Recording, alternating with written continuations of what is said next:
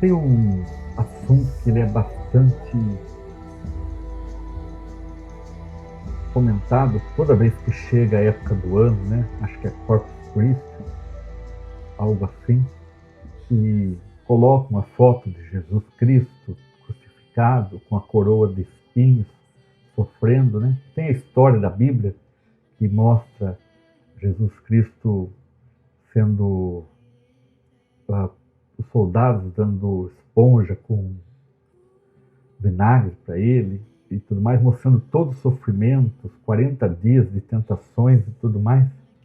Então, nesse vídeo, eu vou tentar trazer para nós refletirmos sobre qual que foi o momento que Cristo mais sofreu.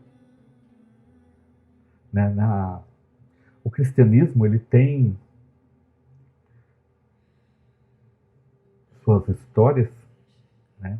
Principalmente baseadas na Bíblia, dos quais mostram bastante ensinamentos, e principalmente para aquele que é filho de Deus. E na igreja mórmon, eu me recordo que uma das coisas muito mais importantes lá era o conteúdo, né? O conteúdo ensinado, ele era de uma maneira tão precisa, tão cuidadosa, que eu aconselharia, né, pessoas que querem estudar, né, mais sobre o cristianismo, que frequentem a igreja mórmon, que realmente eu acredito que eles vão acolher com imenso prazer. Os estudos lá são muito bons, muito, tem as apostilas e tudo é falado, tudo é discutido, comentado, é muito bom. Pois bem, a, o momento que Jesus nasceu, né, ele teve toda a sua trajetória, não mostra grandes momentos na infância em que ele tenha realizado milagres. Né? Tanto que o primeiro milagre que Jesus Cristo fez foi uma festa de casamento. Ele não estava pronto ainda, eu acho. Tá? De repente eu posso ter esquecido, mas ele, acho que a mãe dele chegou, ou a tia dele, ele estava por perto e falou que o vinho tinha acabado e estava cheio de convidados e eles estavam preocupados porque, né, acho que naquela época o vinho era a única bebida que tinha, e aí ele transformou a água em vinho, né? Aí todo mundo pôde ter o vinho para a festa. E tudo bem. Aí ele quando ele completou 33 anos, que ele começou a realizar os milagres, depois ele foi perseguido, né? Teve os apóstolos e tudo mais. Bom, o que a gente aprende e a gente tem conhecimento é que Jesus Cristo ele sofreu na crucificação. E lá ele, vamos dizer assim, ele sofreu todos os nossos pecados. Mas não é bem por aí. Assim, de acordo com o que eu estudei, ele tem uma outra direção, né? E o qual eu acredito bastante. Teve um momento em que tem um monte, uma montanha, né, um lugar chamado Getsemane. E nesse lugar foi onde os soldados eles foram até lá enquanto Jesus Cristo orava. E foi aquele momento épico, né, que Jesus Cristo virou por Judas e falou: faça o que tem que fazer. Né? Ele já sabia que Judas iria falar onde ele estava e ia trair ele, né? E o sinal era para que os soldados, era quem ele beijasse, né? Beijar no rosto, era a pessoa que era o Cristo, era Jesus. E aí os iam até lá. Então, nesse momento em que Jesus ele falou pro Judas, e aí o Judas desceu a montanha, saiu do lugar e foi até os soldados, Isso demorou. E aí o que aconteceu? Jesus foi para um espaço mais reservado desse lugar que ele estava, em Getsemane, e lá ele orou, né? Fez a oração dele. E sozinho. E nesse momento, ele se ajoelhou e ele... A palavra que é utilizada é espiar, né? Então, espiar é um verbo que você está olhando, né? Então, ele expiou todos os pecados do mundo. Os meus pecados, os pecados seus, os pecados das outras pessoas. E por ele ter expiado, ele sofreu, né? Porque imagina, vamos supor que todos nós temos nossas particularidades, né? Temos nossa vida privada, temos nossos pensamentos e tudo mais. E nós não somos pessoas perfeitas. Nós fazemos coisas que são erradas, vamos dizer assim.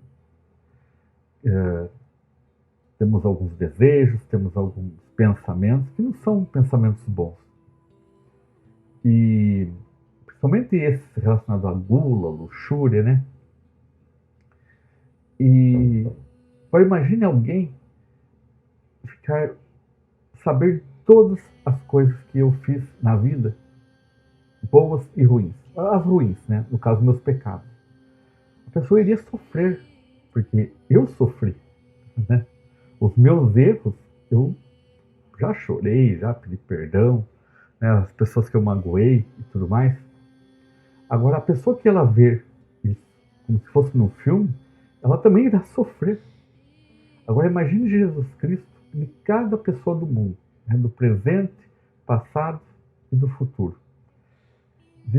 Diz, né, os textos que Jesus Cristo ele sangrou pelos poros de tanta dor. E foi graças, né, quando ele fez isso, e aí Judas veio com os soldados e tudo mais, que ele se ofereceu em sacrifício, para que todos os pecados eles fossem limpos. Então essa é a definição. Tem alguns momentos que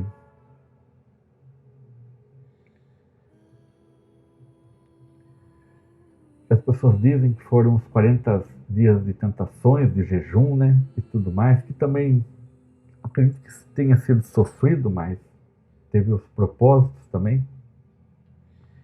Mas esse momento, né, do Getsemane aí, é um momento que faz bastante eu refletir, né? Espero que você e que qualquer pessoa reflita também. Eu não sou um católico hoje, mas já fui católico. Eu creio sim que Jesus Cristo é o Salvador, Ele é Filho de Deus. Talvez não dessa maneira tão simbólica que tudo é mostrado. De repente, até essa maneira que ela é figurada, né?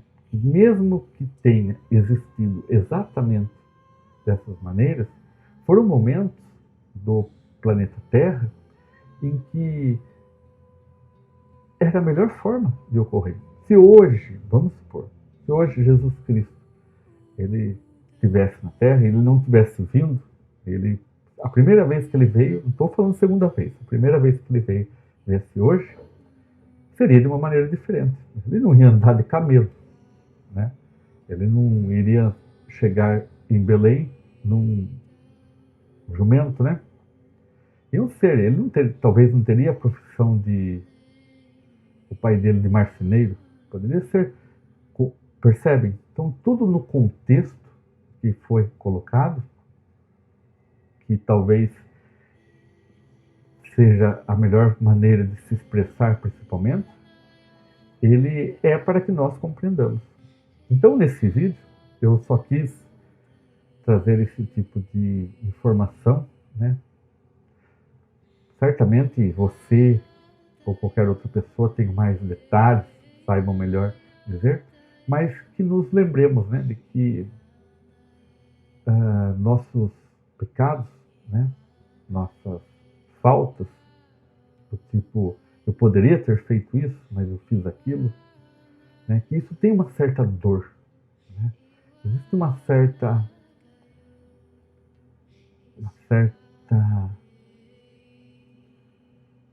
essa lembrança, né, de que quando nós pedimos perdão para Deus, que nós nos lembremos que quem intermediou o perdão em si, quem sofreu e foi dado a vida, que a vida era, né, imaculada, foi Jesus Cristo no Getsemane. Gratidão, gratidão, gratidão.